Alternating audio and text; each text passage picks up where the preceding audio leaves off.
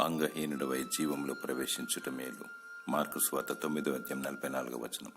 రక్త మాంసములు దేవుని రాజ్యంను స్వతంత్రించుకొని నేరవు. మనుష్యులు శరీరానికి ప్రాధాన్యత ఇస్తారు, దేవుడు ఆత్మకు ప్రాధాన్యత ఇస్తాడు. మనుషులు భూ సంబంధమైన వాటిపై మనసు నుంచుతారు, దేవుడు ఆయన నీతిని రాజ్యమును మొదట వెదుకుడి అని సెలవిచ్చాడు. నీవు నీ సొత్తు కాదు, ప్రభు అయిన యేసుక్రీస్తు నిన్ను విలువ పెట్టి కొన్నాడు, సిలువ ప్రేమతో కన్నాడు. నీ దేవుడు చూడుము, నిన్ను నా ఎరచేతుల మీదే చెక్కి ఉన్నాను అని సెలవిస్తున్నాడు. మన జీవము దేవుని చేతిలో కలదు, మన పౌరస్థితి పరలోకమందు కలదు. శరీరాన్ని సుఖపెడుతూ ఆత్మను కృషింపనీయకు. నిత్య జీవము చేరుటకు నీ శరీరము అడ్డుగా ఉండకుండా శరీర విషయంలో త్యాగము చేయము. నీ దేహము దేవుని ఆలయము. నీ ప్రాణాత్మ దేహమును దేవునికి సమర్పించుకో. ప్రాణాత్మ దేహంతో దేవుని స్తుతించు, దేవుని సేవించు. దేవుడు నీకు పరలోకము మరియు నిత్య జీవము దయచేయునుగాక. ఆమేన్.